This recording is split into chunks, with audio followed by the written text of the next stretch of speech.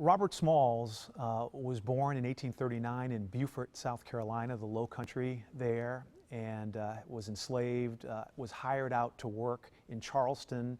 He ended up working on a boat, which when the Civil War started, ended up being converted to a Confederate transport ship. And to make a long story short, on the morning of May 13th, 1862, he gathered a crew of people and their families, and he had freedom on his mind, and he headed out through Charleston Harbor, past a number of forts, and toward the Union blockade, and delivered the boat, which was called the Planter, to the Union, which was a boat that was one of the bigger transport boats, was full of Confederate munitions, and I think perhaps more important, that one of the things Robert was able to deliver to the Union was all the intelligence about what the Confederate Army was doing in the harbor, where the mines were in the harbor, and all that kind of a thing. So he was very warmly received by the Union. He had an opportunity to leverage his success. He met with the President and the Secretary of War, President Lincoln and Secretary Stanton, convinced them to accept former enslaved men into the Union Army.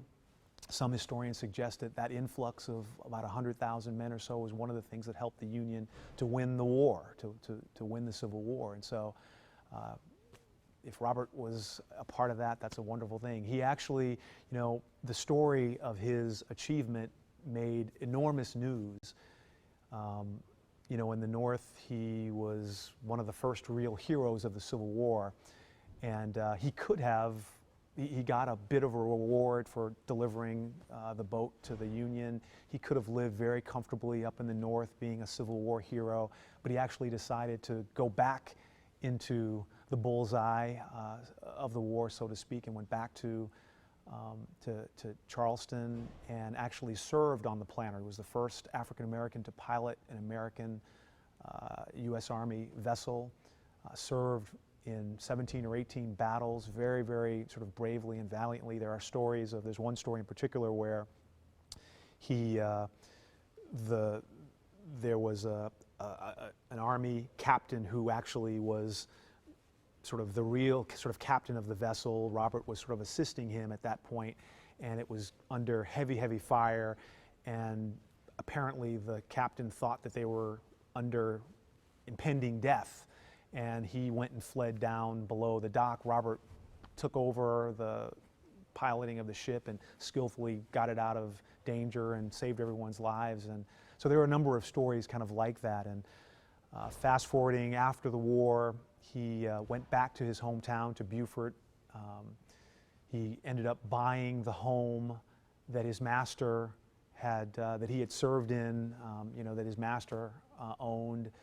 He got into politics, got elected to the South Carolina legislature, the House and the state Senate, was the founder of the Republican Party in South Carolina. He then went to the United States House of Representatives, one of the first African Americans to be elected to the House of Representatives. He authored legislation there for what is now the Paris Island Marine base that is there to this day, and that I believe trains all of the Marine recruits east of the Mississippi. Just did a number of things after his service. I think he served 5 terms in the United States House, was able to hold on to his power longer than I think any other African American after Reconstruction started to dissolve. Came back to Beaufort, was a collector of customs, became a major general in the South Carolina militia, and lived until 1915 when he died of diabetes.